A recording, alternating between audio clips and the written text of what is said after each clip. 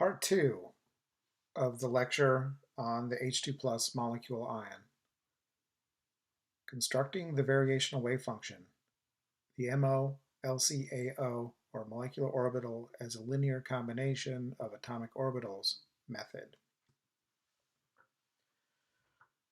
Let's start by considering the atomic orbitals associated with each nucleus. So if you imagine an electron in the vicinity of nucleus A, and we ignore nucleus B, or hydrogen atom, or hydrogen nucleus, or proton B, and we just concentrate on nucleus A, then the wave function in the 1s state, we'll call that psi 1sa, is going to be equal to some normalization constant. We won't worry too much about that. We've seen what that looks like before. Times e to the minus r1a. Here we've used atomic units so that we can dispense with dividing through by the Bohr radius and so on. Similarly, we could imagine an electron in the vicinity of nucleus B, and if nucleus A is pretty far away, then the wave function is going to be equal to n times e to the minus r1b, where r1b is the distance between the electron and the nucleus. So it's that familiar exponential shaped, more or less spherical blob of electron density centered on nucleus B.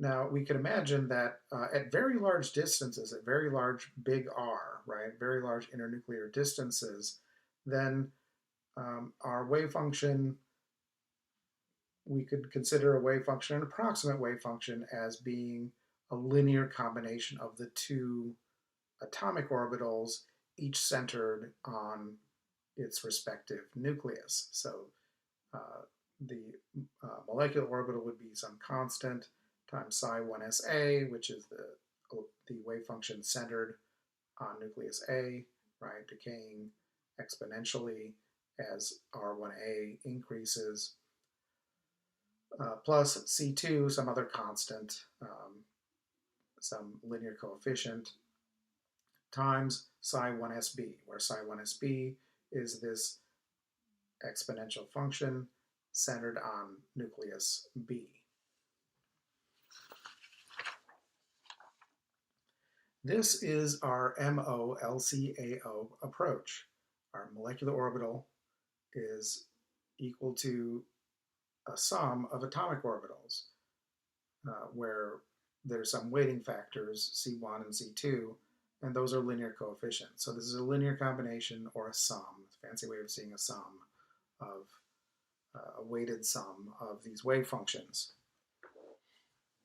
Or they could, in principle, be one of those C1s or C2 could be negative, right? Those are just constants. They could be any real number or even an imaginary number. So let's consider for a moment what this wave function looks like for a fairly large separation. Now, it's hard to draw the full three-dimensional structure of the wave function. One nice way to try to examine what this wave function looks like is to imagine a slice right along the internuclear axis. So we set up the internuclear axis. We've got nucleus A here. We've got nucleus B there. Make those dots a little bit heavier. And then you could imagine that there's this wave function, a slice of this wave function through A is going to look like this. It's going to be this exponential tail as the wave function, for the parts of the wave function that, the wave function will decay exponentially with increasing distance from nucleus A. So that's psi 1sa. And similarly, we have this other wave function, psi1sb, and it's also going to have this kind of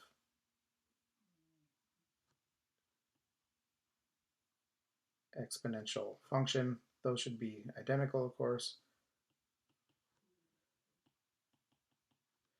And there's this symmetry in that, the function should look the same on either side of, um, of the nucleus. So psi1sa should look the same on either side of nucleus A. Psi1sb here should have the symmetry about the nucleus B. And of course, when we sum these, it's not going to look exactly like these two wave functions. There's going to be some buildup of electron density between the two nuclei, but we'll worry about that more later. Now this type of wave function is going to be almost exact at very large r. And it may not be a bad approximation at intermediate distances of r, like you would see in the molecule. So it's a guess, right? And physics at this level often involves making an educated guess and then coming up with a series of methods to try to evaluate how good this guess is, and if it looks like a pretty good guess, and if it looks like it can be further improved, then we've got a pretty good starting point at a molecular orbital theory, and that's what we'll see is the case. And of course, we can imagine making this method a little bit more complicated, including 2p orbitals as well in our linear combination, right? And in fact, if we include enough wave functions centered on either the nuclei and enough linear parameters, we could, in principle, get the exact wave function for this system. But we're starting with just having a basis set essentially of only 2 wave functions, and we'll see that we get a reasonable but certainly not perfect agreement with experiment. Okay, our next problem is tackling these linear coefficients. First of all, we can look at this and realize that these linear coefficients there's a certain symmetry here in that the 2 nuclei are identical, and so therefore we would expect the absolute value of C1 and C2 to be equal.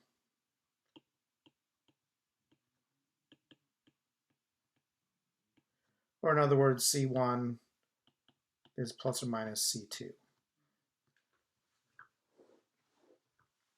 There's nothing about the symmetry that doesn't say they can't have a different sign, but they must have the same sort of absolute magnitude based on some symmetry arguments, and I'm not going to belabor that point.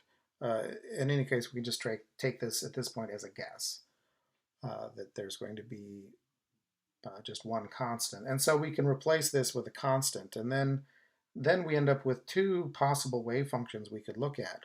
We'll call one of them psi plus, and it's going to be equal to a constant. We're going to replace both these constants with just one constant, and we'll have psi 1sa plus, so it's supposed to be a plus sign, c psi 1sb.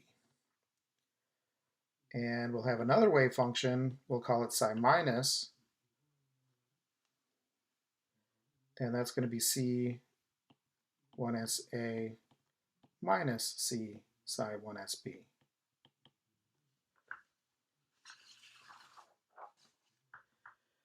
And then the next problem is finding out what c is. Well,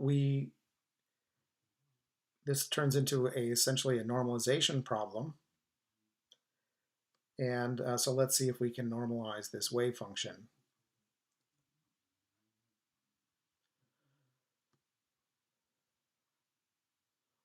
We'll set 1 equals the integral.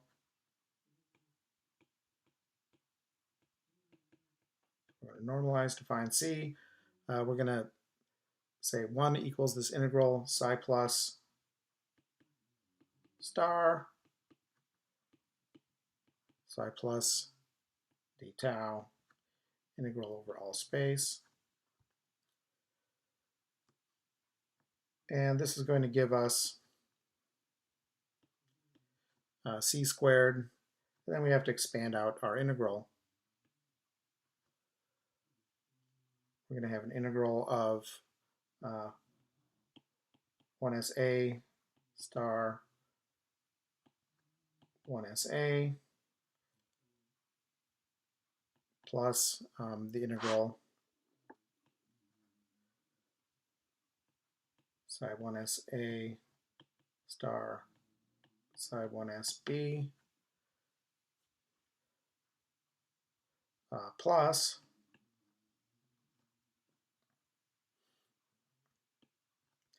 the integral of psi 1sb star psi 1sa plus the integral of psi 1sb star psi 1sb. Now we've seen, and I've left out the d taus here just to remove clutter.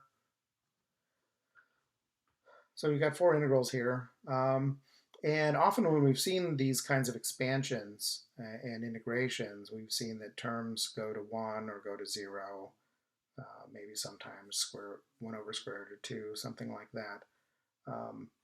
But we have to be a little bit careful here because these are wave functions. Psi 1sb and psi 1sa, those are wave functions that are centered on different nuclei. And so we have to kind of go back to our drawing here and look at this drawing of this slice, this sort of 1D slice or 2D slice, I guess, through the wave function just along the internuclear axis. And we see that there's some overlap sort of in the middle between the nuclei A and B.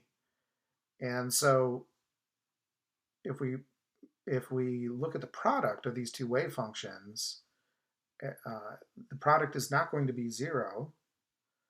And if we look at, say, this case where they're both positive, it's not even going to have like sort of a positive lobe and a negative lobe that cancel out, and the areas under the lobes cancel out, that sort of thing.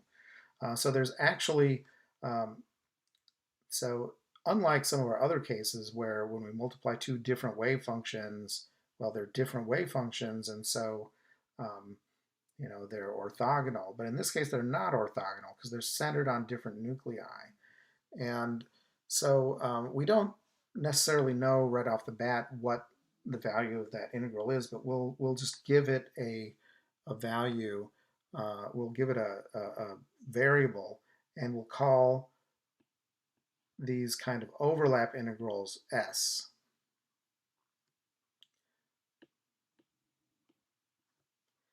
And these other integrals, that is going to be a 1, right? That's it's a normalized wave function, and therefore its integral over all of space is going to be 1, irrespective of whether or not there's another nucleus. We're just talking about that. We're talking about this piece of the wave function, this piece of the molecular orbital. That piece is going to be 1, and that piece is also going to be equal to 1. And that's kind of weird looking arrow. That's a 1, and this one is also a 1. So then we have 1 equals c squared times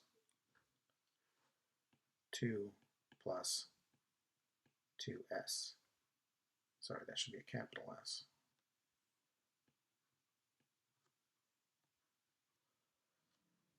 And then that gives us our constant, right? We can rearrange this, and c is going to have to be equal to 1 over the square root of 2 times 1 plus s, QED.